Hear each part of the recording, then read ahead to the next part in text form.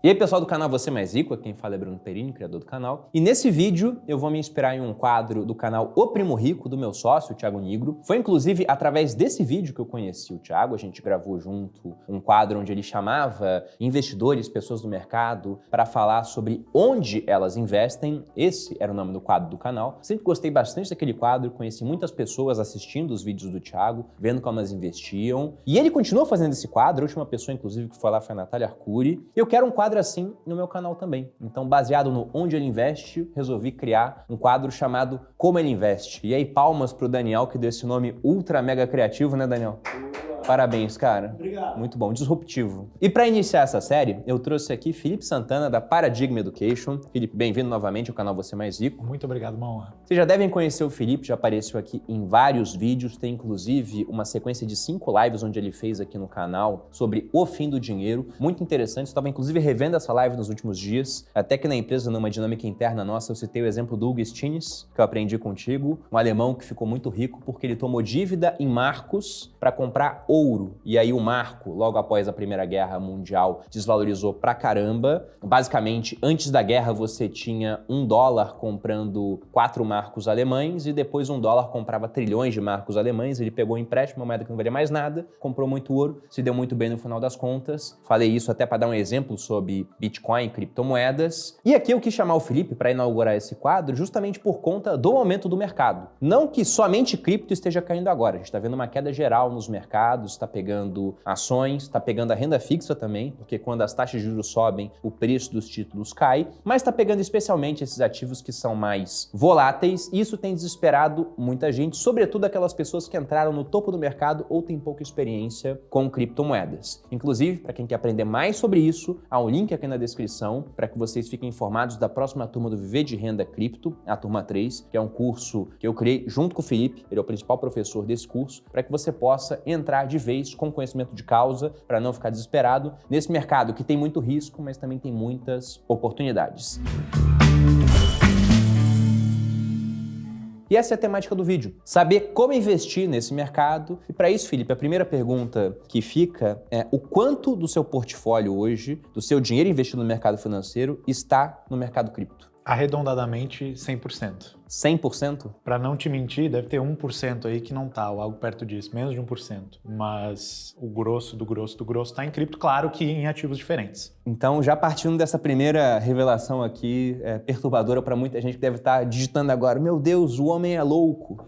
Isso é coragem, né? E coisas desse tipo. E reserva de emergência, cara. Porque a gente sempre fala aqui no canal da pessoa ter um investimento muito líquido, muito seguro, e aí pensando em risco de crédito e também questão de volatilidade, e que por conta disso, né, muita liquidez e muita segurança, geralmente não rende tão bem, exceto agora que a Selic está nas alturas, mas a gente costuma falar para o pessoal ter 6 meses de renda colocado no investimento assim, para caso alguma coisa aconteça, ele ter de onde tirar. Você não tem uma reserva de emergência, ou você tem isso dentro do mercado cripto, como é que funciona? Eu considero uma reserva de emergência as posições que eu tenho em stablecoins, que são os criptodólares, né, dentro do mercado de cripto. Para quem não conhece, são tokens que nem quaisquer outras criptomoedas, mas que têm a paridade com o dólar ali, sempre fica valendo $1 ou perto disso. Claro que existem riscos embutidos nessas stablecoins e elas não são 100% equivalentes na forma a $1. No valor, sim, mas não é $1, né? É um token que representa $1 que está numa conta bancária de alguma empresa, na maioria das vezes. Então, para mitigar o risco de uma dessas stablecoins sofrer alguma catástrofe e ir a zero, eu divido a minha reserva de emergência entre elas. Então, tenho ali posições em 2 ou 3 delas. Então, você consegue ter acesso à liquidez de maneira rápida com isso? Consigo ter acesso à liquidez imediata, às vezes até mais rápido do que eu teria se eu tivesse dinheiro no banco, porque, sei lá, 24/7, qualquer dia da semana, qualquer hora da semana, eu consigo sacar, mandar para lá, vender e transformar por qualquer outra coisa.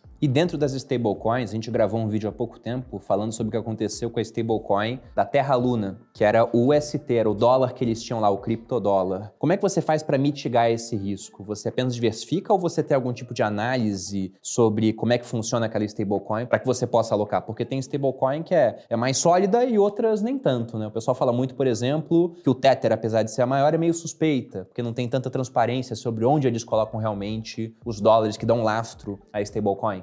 Tem 3 tipos principais de stablecoins, as que são como o Tether, que são garantidas por dólares numa conta bancária ou instrumentos equivalentes. Por por exemplo, treasuries. As que são garantidas por criptomoedas, então você tem lá $1.000 em Ether, e aí o cara vai lá e emite 500 stable dólares garantidos por esses $1.000 em Ether, que são mais arriscadas. E você tem as stablecoins algorítmicas, que são as mais arriscadas de todas, e até hoje não teve nenhuma que prosperou e cresceu relevantemente. Assim, o ST era desse tipo. Então, via de regra, eu não deixo dinheiro em stablecoins algorítmicas. Tem até um material de pesquisa bem legal lá na Paradigm Education sobre esse tipo de stable, e eu prefiro as dos dois primeiros tipos, as garantidas por dólar e garantidas por cripto. Garantidas por dólar, você tem o Tether, que hoje ainda é a maior de todas, então é que mais tem liquidez, apesar de ter suspeitas sobre o lastro. Você tem o USDC, que tem mais transparência sobre o lastro, um pouquinho menos líquida. E você tem o DAI, que eu gosto muito, que é garantida por cripto, que é a mais descentralizada dessas três aí. E aí o downside dela é que ela, enfim, até hoje ela sobreviveu muito bem, mas ela é mais arriscada que as outras duas porque o mecanismo de lastreio dela é diferente. Se o lastro dela é em cripto e cripto cai muito de valor, então ela acaba sendo afetada por isso. Exatamente. O DAI hoje deve ter uns 5 anos já e, bicho, passou por umas quedas absurdas aí no meio do caminho, até hoje sem maiores soluços, assim. Mas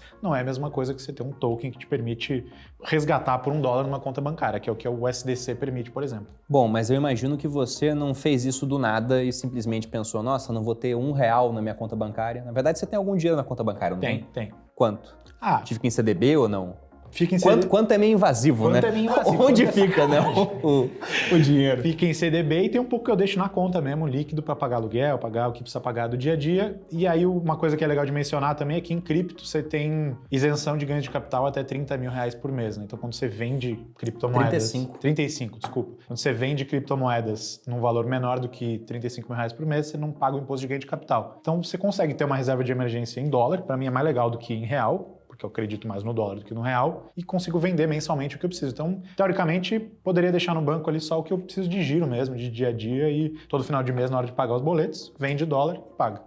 Até pensando nisso, quando o pessoal faz o viver de renda, por exemplo, e chega no módulo 5, que a gente fala de mercado americano, uma pergunta que recorrentemente chega é, nossa, será que eu posso investir tudo lá fora? E eu costumo falar para ter pelo menos a reserva de emergência aqui no Brasil, até por questão de acesso. Imagina que em um fim de semana você precisa de dinheiro, enquanto aqui no Brasil tem banco que permite que você resgate do CDB no fim de semana, lá fora ficaria mais complicado, os mercados estão fechados, mas pensando que o mercado cripto nunca fecha, realmente em termos de liquidez é até mais fácil acessar os recursos que estão em criptodólares no final das contas. Eu definitivamente não recomendo para ninguém que mire uma exposição de 100%, nem de 50%, nem de 25% em cripto, né? Nem numa mesma classe de ativo. A não ser que você tenha gerado a convicção para ter esse tipo de exposição agressiva ao longo dos anos. Então eu não comecei tendo 100% em cripto, lógico. Comecei com um titiquinho. E foi com o tempo que isso foi crescendo e tornando irrelevante essas outras porções do meu portfólio, até que hoje eu tenho confiança para diversificar dentro de cripto e viver disso. E aí a minha pergunta seria sobre esse começo. Porque, como você mesmo disse, você não chegou nessa alocação de praticamente 100% em cripto do nada. Quando foi que você começou e como você conheceu esse mercado? Eu conheci esse mercado não via o Bitcoin, que é o... Claro, eu conheci o Bitcoin já, mas não foi o white paper do Satoshi ou a moeda política ali que me, deslumbrou. Na verdade, foi o Ether. E essa é a razão pela qual o meu nickname nas redes sociais é Felipe Ether até hoje. Então, ali no final de 2015, o Ether tinha acabado de lançar, estava começando a fazer barulho. Custava um dígito ainda, hoje um Ether custa $1.000. Custava um dígito. E, custava $1, assim, no final de 2015 e começo de 2016. E você conheceu nessa época? Nessa época. Rolaram alguns lançamentos aí que a galera que tá mais tempo no mercado vai lembrar envolvendo o Ether em 2016. O principal foi o DDAO. E aquilo ali explodiu minha cabeça. Era uma forma de você... Era basicamente um fundo de investimento descentralizado. As pessoas mandavam dinheiro, votavam sobre como alocar esse dinheiro e os retornos voltavam para as pessoas. Isso para mim explodiu minha cabeça na época. Eu tinha alguma experiência com o mercado financeiro pequena. Falei, cara, isso aqui é o futuro. Eu fiz de tudo para entrar no tal do lançamento do DDAO, onde eu travei, precisava mandar dinheiro para a Suíça, fazer um wire transfer para a Suíça para conseguir entrar no lançamento deles. Eu fiquei coisa de uma semana ligando pro banco, pedindo pro dinheiro ir, não ia. E eu fiquei, cara, como é que... Não é possível. Foi aí que começou a minha... Você tinha quantos anos, né? Tinha 21, 22. 21 anos.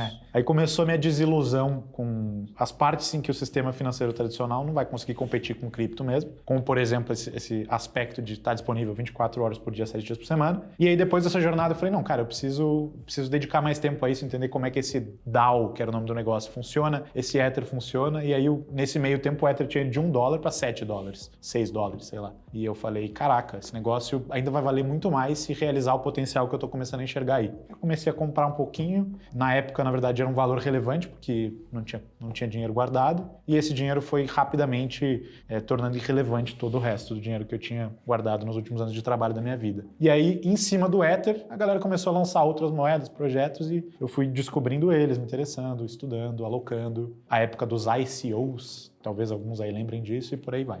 ICO, para quem não sabe, é uma palavra que foi derivada do IPO que nós temos no mercado tradicional, que é Initial Public Offering, quando uma empresa ela vai e começa a ofertar suas ações em bolsa de valores. O ICO era Initial Coin Offering. Então, várias criptomoedas surgiram assim, faziam um ICO, quem quisesse comprava ali no começo. E partindo até desse pressuposto de que você conheceu o Ether quando ele tinha 1 dígito de valor, essa foi a criptomoeda que te deu mais ganho ao longo da vida? Foi a que te deu mais alegria, no final das contas? Acho que foi. Porque todas as outras que deram ganhos comparáveis também estavam atreladas ao Ether para mim. Então, ganhei dinheiro com o Bitcoin? Ganhei legal. Mas teve moeda em 2017 que você entrava na quinta-feira e no sábado você vendia com vezes 10 de apreciação. Vezes 10. Ano passado, com NFT, teve situação parecida, né? Você comprava o NFT, passava um tempo, teve muita gente que fez lucro de vezes 100 com Bored Apes, ou até mais, com outros NFTs menores. Então, no geral, acho que o Ether foi a moeda que mais me deu alegria, mas eu tenho boas lembranças de algumas outras também. E, hoje acho que o meu afeto pelo Ether ainda é muito grande, mas eu tenho muito mais clareza da importância do Bitcoin versus todo esse resto de moedas. E, enfim, hoje minha alocação maior não é a Ether, é em Bitcoin. Isso que eu ia te perguntar, quanto à alocação, como é que você divide o seu portfólio? Já sabemos que praticamente tudo está no mercado cripto, mas pensando que o mercado está caindo aí 60%, 70%, 80%, né? Como é que você faz para ficar, não digo imune às quedas, mas para não perder tanto nesses períodos? Eu basicamente aumento a exposição a stablecoins e reduzo a exposição às moedas que são voláteis, né? Então tem um método que eu ensino lá no Viver de Renda Cripto, inclusive, tem uma aula que a gente desdobra ele a fundo, que eu chamo de método da base, BASE. Então B para Bitcoin, A para altcoins, S para stablecoins e E para erros. Então eu aloco a grande maioria do meu portfólio a Bitcoin,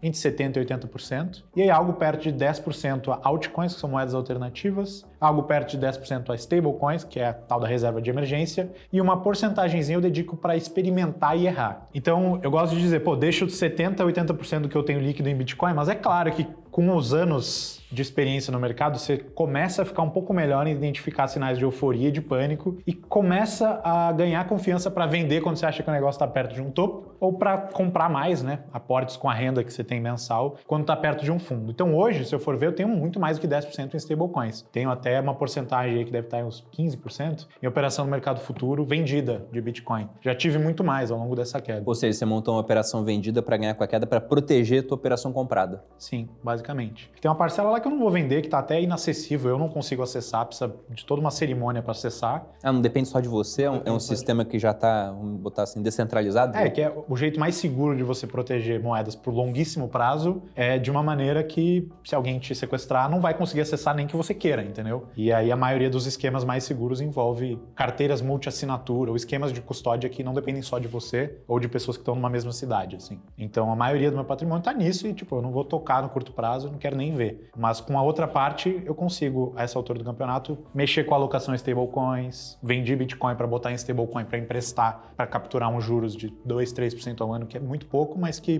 tá lá rendendo alguma coisa, melhor do que ficar caindo em Bitcoin. Operações futuras e por aí vai. Mas esse é o tipo de coisa que, para quem está começando, eu não indicaria, porque é muito mais fácil você fazer o arroz e feijão, pegar um pedacinho da sua renda, fazer aportes mensais recorrentes e aí mirar, você ter algo entre 1% a 10% no máximo do portfólio em cripto. Mas pensando nessa questão do portfólio, você disse que uma parte das stablecoins e também de cripto está disponível para ser emprestada em troca de juros, de um yield. E a gente viu, inclusive gravamos junto, que várias plataformas que fazem isso, elas estão travando saques ou estão quebrando. E as que não estão quebrando, teve uma que é o caso da BlockFi, ela foi vendida por um valor irrisório, porque ela chegou a valer 4 bilhões em rodadas de investimento anjo e agora ela foi comprada pelo fundador da FTX por 25 milhões, mais uma linha de crédito de 400 milhões, que é uma linha de crédito. Ou seja, ele comprou por um valor muito baixo no final das contas. Você foi afetado por isso ou você deixa esse dinheiro de maneira que ninguém possa travar em protocolos descentralizados? Cara, eu já usei, já experimentei, até para aprender mesmo e poder falar o que eu acho para os outros, plataformas do gênero, como a BlockFi, Celsius nunca usei,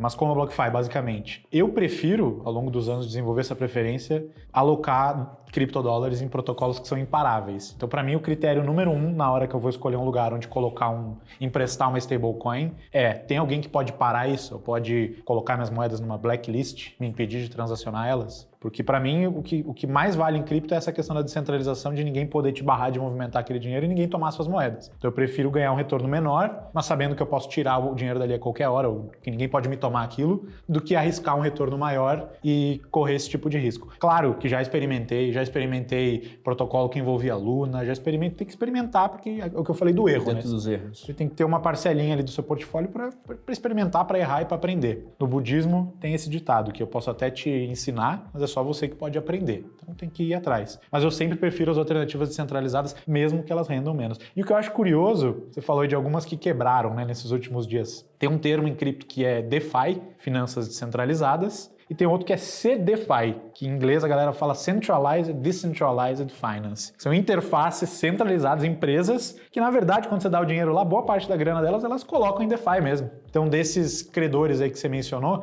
a BlockFi só emprestava para investidores institucionais. Mas a Celsius, por exemplo, fazia o Diaba 4 em DeFi, experimentava tudo que é protocolo, até os mais arriscados, já perdeu uma fortuna. Perdeu com o Luna, por exemplo, e por isso acabou quebrando. Começou aí o efeito dominó que acabou quebrando a Celsius. Então, se até esses caras muitas vezes estão indo para DeFi, eu prefiro ir para DeFi direto, administrar minhas chaves e mesmo que isso me renda um juro menor, saber ter a certeza de que eu consigo tirar aquele dinheiro quando eu precisar. Pensando em percentuais, tem como dar uma amostra assim, olha, mais ou menos assim, porque todo dia muda, eu sei disso, mas como é que estaria o teu portfólio hoje? Bitcoin, Ether, quanto em stablecoin, tem como falar? Hoje está um pouco desbalanceado em relação ao método da base por conta dessa queda aí violenta que rolou nos últimos meses. Então eu diria que hoje está uns 55, 60% em Bitcoin, 30% em altcoins, 8% posições vendidas e uns 2% em porcarias randômicas, desde NFTs até empréstimos em protocolos arriscados, até moedias menores e por aí vai. Tá mais ou menos assim. E dentro das altcoins está incluso as stablecoins, no caso? Cara, altcoins hoje estou praticamente zerado, tenho muito pouca coisa. Então seria as stablecoins, no caso? No caso foi tudo para stablecoin. Tem uma outra coisa ali dentro desses 2%, mas pouquíssimo. Inclusive Ether, estou com um pouco Ether agora. Porque essa alocação diminuta altcoins. Porque no mercado de queda, no mercado de baixa, como o que a gente está vivendo agora, a altcoin vai cair muito mais do que o Bitcoin e muito mais do que qualquer outra classe de ativo, né? Elas se movem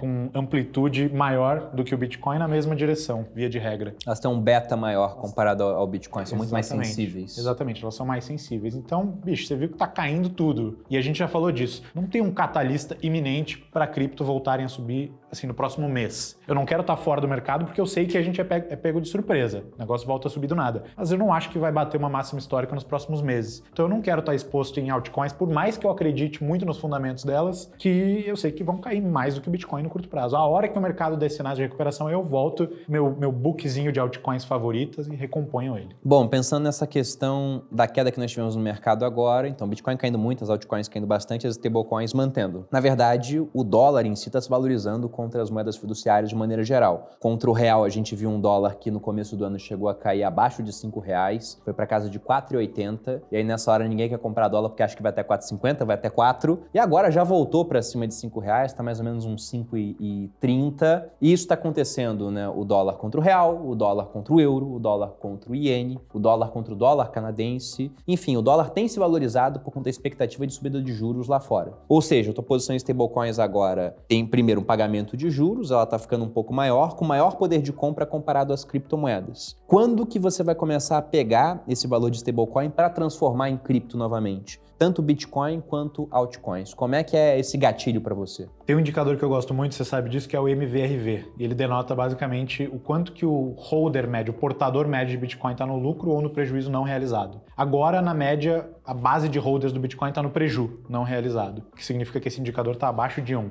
A hora que esse indicador voltar para cima de 1 e se manter lá, o que significa que a galera está voltando a estar no lucro não realizado, foi nas últimas vezes uma métrica confiável para me dar o sinal de que tem uma alta vindo aí, que a gente está saindo do mercado de baixa e entrando no mercado de alta. Então, se fosse para sintetizar em um sinal, uma métrica, o que eu diria que vai me fazer começar a olhar com mais atenção para altcoins e até comprar Bitcoin com mais voracidade, seria provavelmente esse indicador. Claro, com a ressalva de que eu não me norteio só por ele, acho perigoso você tomar decisões financeiras baseadas em um dado só. Então, esse indicador é um deles, mas acho que O grande maestro da situação que a gente está vivendo hoje é o Fed, Banco Central Americano, e a situação macroeconômica. A hora que a gente vê que eles vão ter que arregar, voltar a injetar dinheiro na economia, acho que tudo que é classe de ativo de risco vai voltar a subir. Se a gente for pensar nesse indicador específico, o MVRV, ele agora está abaixo de 1, que é um bom ponto de entrada, pensando no indicador, mas os juros estão subindo no mundo. E a última vez que ele estava abaixo de 1 foi durante o começo do ano de 2020, no auge da pandemia, da incerteza. Ele ficou rapidamente abaixo de 1 e voltou a subir porque começaram a zerar a taxa de juros e colocar dinheiro nas economias. Então agora a situação mudou um pouco, mas esse seria o gatilho para começar a tirar de moeda fiduciária, de stablecoins, para colocar em cripto. E nessa hora, a gente sabe que devido à sensibilidade que você citou das altcoins, elas começam a subir mais do que o Bitcoin também. Elas caem mais e depois elas sobem mais. Dentro desses protocolos alternativos, o que te chama a atenção a ponto de levar a uma alocação em uma criptomoeda específica ou um token específico? Cara, o que tem mais me chamado a atenção hoje é a capacidade de um protocolo de gerar receita. O que é receita? Usuários que pagam taxas para usar esse protocolo e um desenho econômico que, de alguma forma, faça com que esse valor criado seja capturado pelo dono dos tokens. Isso é muito difícil, é muito raro hoje no mercado. A maioria dos tokens tem um preço que grande parte dele deriva do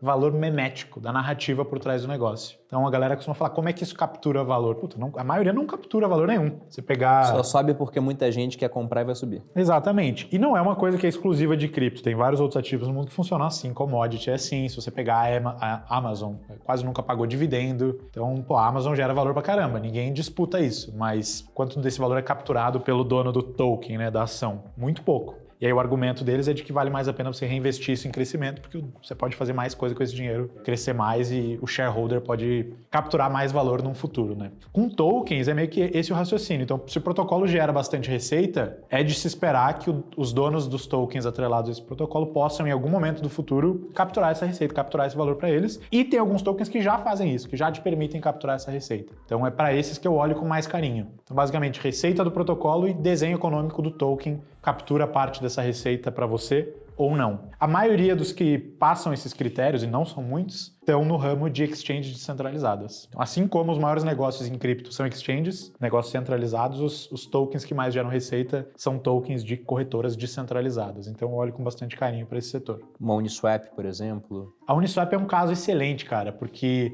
gera receita pra caralho, desculpa o palavreado aqui. Todo trade que rola lá, 0,3% é taxa. Só que essa taxa vai inteiramente por provedor de liquidez do par em que você fez aquele trade. Não vou aprofundar tecnicamente aqui, mas o que significa que o dono do token UNI não captura nada desse valor. Então a receita do protocolo é altíssima, mas vai tudo para quem está provendo liquidez para o protocolo. Quem tem o token não captura nada. E tem um parâmetro que os caras colocaram lá no código, quando eles lançaram o token da Uniswap, que chama fee switch, se eu não me engano, que é um parâmetro que já está lá no código, só que hoje ele está igual a 0%. É só trocar a chavinha. É só trocar a chavinha e falar assim, parte da receita vai para o dono do token. Só que para virar a chavinha, os donos, os token holders, né, que são muitos milhares, têm que votar para fazer isso no processo de governança lá do protocolo. E até hoje não votaram. Então nunca botaram em pauta? Já muitas vezes. Mas acho que proposta formal, se teve, foi uma ou outra e não teve respaldo da comunidade, assim. É tipo, sei lá, taxa de Schrödinger, né? A receita de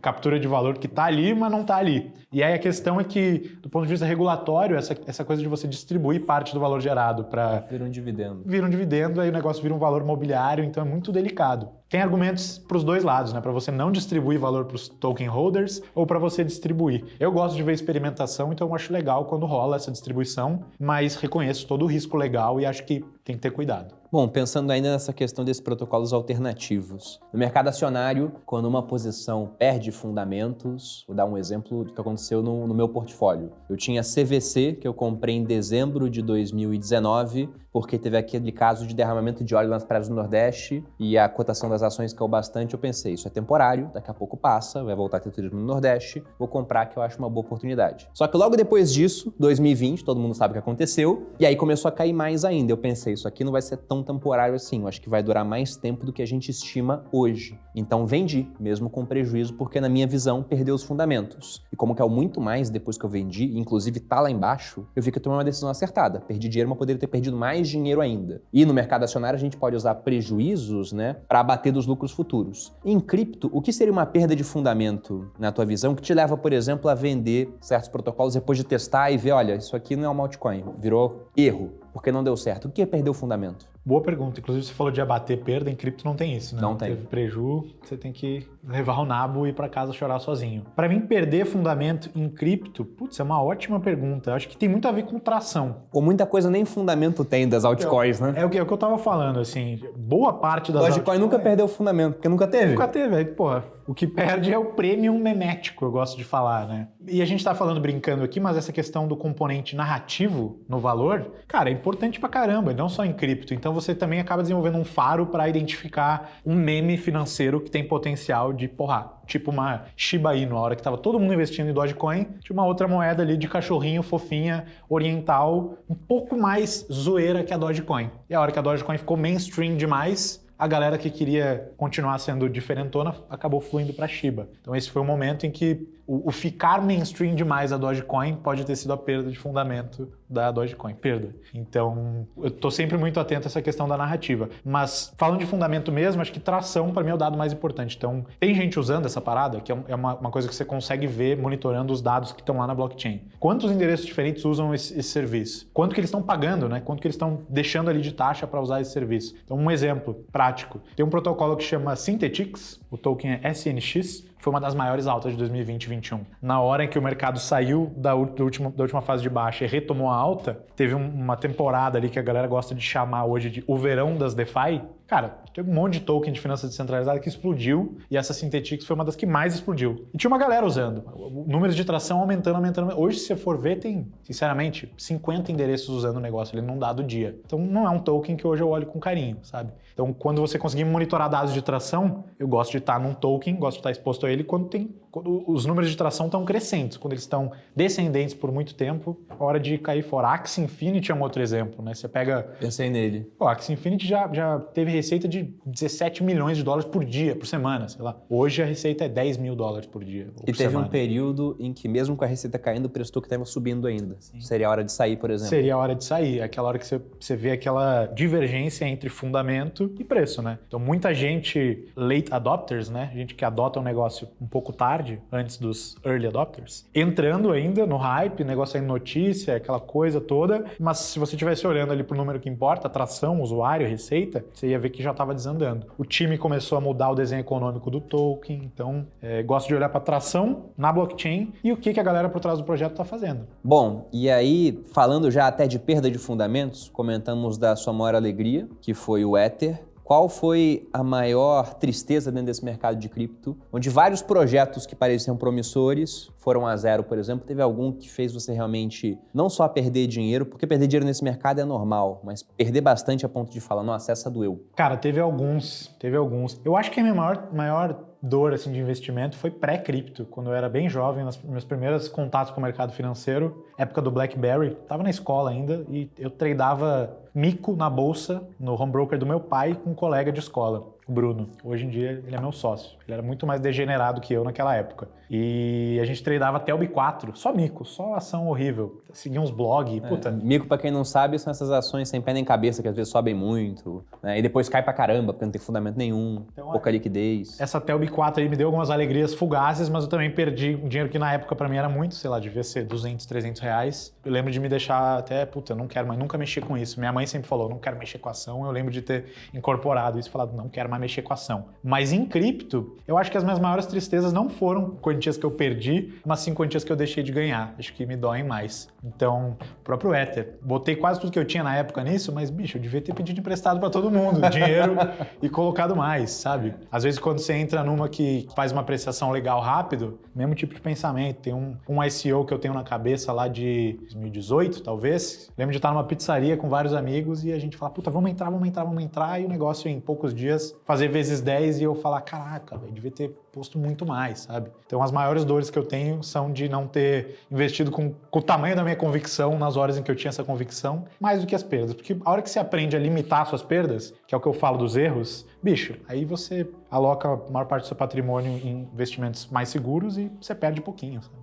Pensando nisso não só de cripto, do mercado no geral, eu costumo falar que o investidor é um eterno arrependido. Porque se ele compra e cai, ele pensa, não era para ter comprado. E se, quando ele compra, sobe, ele pensa, era para ter comprado mais. E se ele comprou tudo que ele tinha, ele pensa, era para ter pego emprestado. E na verdade, né, se você for pensar assim, sempre vai ter arrependimento. Você nunca vai estar certo, porque sempre tem como estar mais certo ou menos errado quando você faz alguma coisa. Mas eu achei interessante você falar sobre uma perda de 200, 300 reais, porque no final, quando eu converso com pessoas assim, eu vejo que os erros que mais doeram não são os de agora, quando a pessoa já tem bastante capital. São de lá de trás, quando o capital era muito mais escasso. Você falou de ações mico, eu lembro até hoje nitidamente da sensação que eu tive quando eu perdi, sei lá, acho que uns 5 mil reais com uma ação que era MNDL 4. Era mundial, uma empresa que fazia alicate de unha e esmalte. Eu tava numa vibe de investir pro longo prazo. E o meu cunhado, na época, também tava investindo. A gente acabava de se formar, mas ele falou, não, vou fazer um pouco de day trade. E todo dia ele ganhava dinheiro com essa ação. Subia 6%, subia 10%, subia 25%. E eu comprando um monte de coisa que só caía, porque eram anos ruins de bolsa, né? De 2009 a 2015, foi uma temporada bem ruim. Uma hora eu falei, quer saber, eu vou comprar um pouco dessa ação que ele comprou também. E eu nem sabia ver indicadores naquela época, me guiava por notícia de jornal, falando tudo errado, né? E não tinha um YouTube para aprender igual a gente tem hoje em dia. E os poucos canais que depois surgiram no YouTube era tudo de day trade também, porque ninguém queria ficar comprado em bolsa durante muito tempo naquela época. Mas eu comprei e vendi no mesmo dia, ganhei um dinheiro, aí depois eu vi, poxa, mas se todo dia sobe, vamos ser malandro, né? Por que eu vou vender no mesmo dia pra pagar mais imposto? Não, vamos segurar pelo menos um dia. Aí fui comprando, o negócio foi subindo, dobrou de tamanho, foi indo, eu falei, nossa, sou um gênio da bolsa. Até que do nada, caiu 50% em um dia, 50% em um dia. Daí eu olhei, meu Deus, o que tá acontecendo, né? Será que a pessoa vai parar de pintar unha? É que o preço-lucro dela tava em milhar, assim, tava muito alto, muito alto. E aí caiu 50%, eu não fiz nada naquele dia. Eu falei, não, no dia seguinte sobe, porque, poxa, tá sempre subindo. Aí no outro dia caiu mais 25%. Eu sei que quando eu fui agir, eu já tinha perdido tudo que eu tinha investido e um pouco mais em coisa de 3 dias de queda. E a sensação que eu tinha era de não querer fazer nada. Era vontade de ir para um canto da sala, abraçar meus joelhos e ficar assim. E era um dinheiro que hoje eu olho, né? Falo, poxa, foi pouca coisa, mas na época foi muito traumático. Aquilo me mostrou, cara, você tem que saber o que você tá fazendo, né? Aí que eu fui correr atrás de entender realmente o que estava por trás, né, do preço de uma ação que você viu lá na tela. Fui descobrir indicadores, fui ver que tinha que ver informações da empresa, por conta daquele trauma. Se eu simplesmente tivesse ganho dinheiro com aquilo, mais tarde eu iria perder, né? Ganhei por sorte, perderia por azar, teria que correr atrás do conhecimento. Se eu for voltar no tempo assim para ver a principal dor que eu tive no mercado, foi essa, no final das contas, que é de um dinheiro que hoje, felizmente, acabou sendo pouca coisa. É louco que o conjunto de habilidades necessárias para você construir riqueza é muito diferente das habilidades para preservar a riqueza, né? Você naturalmente vai aprendendo a dosar o risco ao longo do tempo. Também já perdi, no último mercado de baixa em cripto, 2017 para 2018. 2017 foi um ano que onde você jogava dinheiro, brotava mais em cripto. E esses ICOs aí estavam muito na moda, né? Você jogava dinheiro num negócio que ainda não existia, a hora que listava, ganhava liquidez, muitas vezes você já tinha um múltiplo ali em cima do que você colocou. Então teve vários muito meméticos que hoje viraram medalhinhas no peito e histórias para você compartilhar com os amigos. O Telegram fez um ICO, por exemplo, em 2018, que o único jeito de você entrar era entrando num chat com uns russos, uns chineses, sei lá, e mandando dinheiro. Nunca mais vi esse dinheiro que eu mandei. Vários ICOs de, equipe da Disney vai fazer uma moeda. Tem uma que chama Dragon Chain. Até hoje os caras postam lá no Twitter. Eu só dou risada. O Dragon Chain vale, sei lá, microcentavos. E a galera achava que ia valer muitos bilhões. Mas por outro lado, teve outros que eu também coloquei nessa mesma onda e que vendi em 2018 na baixa e 2019 e 2020 viraram gigantesco. Harmony é um que hoje é uma moeda enorme que eu, tava desde cedo e saí antes da hora. Então a lição que eu tiro é, cara, invista tempo em ganhar convicção, em formar suas teses. E a hora que você tiver convicção formada dentro de você, não vindo dos outros, aloque de acordo com o tamanho da sua convicção, né? Porque é muito difícil você fazer riqueza de verdade com apostinhas pequenas, assim, com alocações pequenas. Você tem que ter size, que nem falam em inglês, né? Tamanho, do tamanho da sua convicção. Então, Por isso que hoje eu me sinto confortável de ter uma parcela tão grande do meu patrimônio líquido em Bitcoin, porque eu sei que vai oscilar, vai cair 80%, vai subir 200%, mas no longo prazo, 5, 10, 15 anos, é onde eu mais confio, onde eu mais quero ter dinheiro. Você falou desses erros ao longo da jornada. No mercado cripto, quem errou muito, se não errou, sabe, além da conta a ponto de quebrar, acabou se dando bem no longo prazo. Porque se um erro você perde no máximo 100% do que alocou e no acerto você pode ganhar 10.000%, como aconteceu em certos acertos, a tendência é que você vá para cima. Até no mercado acionário é assim. Se eu vou lá e pego o meu patrimônio, divido em 10 ações e fico sem olhar durante 20 anos, algumas vão ter quebrado, pode acontecer, uma ou outra, não é tão comum de acontecer, são as maiores empresas da bolsa. Outras vão ter perdido valor ao longo do tempo, algumas vão empatar com a inflação no período, mas tem uma ou outra que vai dar um retorno tão grande a ponto de compensar todos os erros anteriores. Bitcoin e Ether, por exemplo, devem ter feito isso no seu portfólio em comparação a vários pequenos erros cometidos. E já chegando ao final do vídeo, eu tenho uma última pergunta para você, Felipe, porque esse ano é um ano difícil. E muita gente conhece o mercado cripto quando ele está no topo, que é quando mais se fala desse mercado, que é quando o jornal está comentando do Bitcoin. E esse pessoal que comprou no topo agora pode estar perdendo muito dinheiro. E talvez tenha alocado uma parcela maior do que deveria nesse mercado,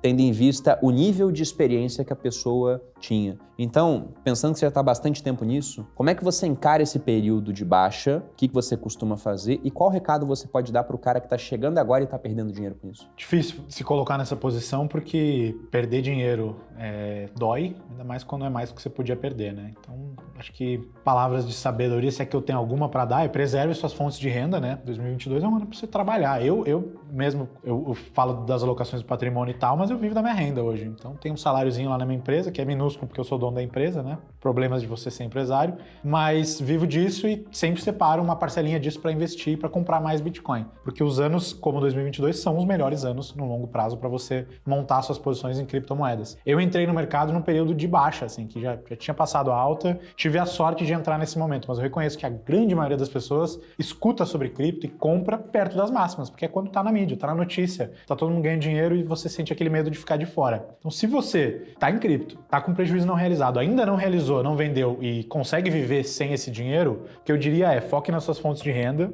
desenvolva a sua convicção, ou se você perdeu ela, beleza, cai fora, mas se você ainda acredita, desenvolva a sua convicção, forme suas teses, preserve suas fontes de renda e aloque ali uma porcentagem pequena da sua renda, do tamanho da sua convicção, a essa classe de ativo, porque no longo prazo é indiscutível, a hora boa de comprar é na baixa. Só que é fácil falar isso agora, né? O foda é que quando tá na alta é que as pessoas escutam falar. Então, preservar a fonte de renda, pegar uma porcentagem pequena da sua fonte de renda, do tamanho da sua convicção e fazer aportes recorrentes e não tentar achar o fundo, né, para comprar no preço mais barato possível. Você não vai achar. A hora que o negócio voltar a subir vai ser de sopetão. Você não vai estar preparado. Então, eu diria para focar nessas três coisas. Preservar a fonte de renda, separar uma porcentagem pequena dela para construir sua alocação e fazer aportes recorrentes sem tentar achar o fundo. Bom, vou dar uma quarta dica, que é veja as informações aqui na descrição sobre a terceira turma do Viver de Renda Cripto para aprender mais com quem passou na pele aí por vários topos e fundos do mercado, que é o Felipe. Também comigo tenho 2 aulas lá, contribuo dentro do curso. Mas eu gostei bastante dessa dica na renda. Eu faço isso também lá na minha casa. Eu sempre gosto de falar que quem paga as minhas despesas novas, e todo mês eu tenho despesas novas, ainda de coisas antigas, né? O condomínio vem todo mês, eu encaro como uma despesa nova. É o dinheiro novo. Eu não gosto de ficar acessando meu patrimônio, embora hoje eu pudesse estar muito tranquilo e só vivendo dele, né? Mas eu prefiro fazer o quê? Pegar, empreender, fazer mais dinheiro para que do dinheiro novo eu possa pagar essas despesas novas. O dinheiro antigo eu deixo lá e ainda conto que ele não é meu, ele é do Bruno do futuro. Exatamente. Quando que o Bruno do futuro vai acessar isso? Não sei. Talvez nunca. Talvez isso fique até para as próximas gerações, outras pessoas. Igual o Warren Buffett, né? O dinheiro do Buffett é do Buffett do futuro, só que ele está com 90 e poucos anos. Então daqui a pouco ele morre e aquilo fica para a fundação dos filhos dele, para a fundação Bill e Melinda Gates, para que as pessoas possam fazer um uso adequado daquela riqueza. Eu não sei se comigo vai ser assim no final das contas, mas essa é a minha cabeça. Deixa eu fazer um parênteses que agora assim, 2 coisas. Primeiro, a gente falou de perdas aqui relevantes e de vender seu patrimônio, né? Versus cobrir gastos com a sua renda mensal. Em 2018 eu tinha uma startup em cripto que cresceu mais rápido do que deveria e a hora que o mercado virou, tive que tirar muito dinheiro do meu bolso para pagar custos. Então, isso envolveu vender muitas moedas. Então tá aí outra lição que eu tiro, né? Cresça no seu ritmo, não se deixe levar pela euforia do mercado e tente sempre ficar no verde, tanto como pessoa física como empresa, né? Princípio básico do negócio, mas que, de novo, só errando você aprende. E outra coisa, você falou do Warren Buffett, a gente falou da FTX mais cedo. O cara da FTX, que é o Sam Bankman-Fried, que é um bilionário tá ficando famoso. Comprando todo mundo. Comprando todo mundo, doando para campanha política e tal, ele participa de um grupo, uma ideologia, uma filosofia do altruísmo efetivo. Não sei se você já ouviu falar, Effective Altruism. Que eu tenho lá minhas críticas a respeito, mas basicamente eles objetificam a vida na missão de gerar o máximo de dinheiro possível para você conseguir colocar esse dinheiro para projetar a sua visão de mundo no planeta. Então, resolver erradicar a malária ou progredir pesquisa de extensão da vida, curar o câncer, esse tipo de coisa grande que requer muito dinheiro, esses caras pensam assim, eu não quero chegar em $1 bilhão ou 10 milhões de dólares e ficar de boa. Em vez de pensar na riqueza de uma forma logarítmica, ou seja, quanto mais eu tenho, menor a utilidade marginal do meu dinheiro, eles pensam de uma forma linear. Quanto mais eu tenho, mais eu sou capaz de gerar e mais eu sou capaz de resolver os problemas do mundo. Falei tudo isso para te perguntar, você tem um número da aposentadoria? Você pensa na riqueza de uma forma logarítmica ou linear? Eu não tenho número para me aposentar, não. Lá atrás eu tinha, e quando eu bati o número eu vi, não tem sentido me aposentar agora, não vai ter graça. Então, e eu já falei isso várias vezes, quando me perguntam hoje sobre meu objetivo, eu falo, cara, eu quero ser bilionário. E não porque, nossa, aí eu vou poder ter a casa dos meus sonhos, eu já tenho. Vou poder ter um carro muito foda, eu nem ligo pra carro, né? Eu simplesmente tenho um carro bom, mas podia ser um carro, inclusive, bem inferior a esse, que eu estaria plenamente satisfeito. Na verdade, eu não tinha carro até meses atrás, eu só tenho porque o Uber aqui em Alphaville tá um horror, demora 40 minutos pra chamar um Uber. Então não é esse tipo de motivação. Minha motivação hoje é ser bilionário pelo tamanho do impacto que eu vou causar no final das contas. E também porque eu quero chegar pro Daniel, por exemplo, que vai ser sócio aqui do Grupo Primo um dia, né?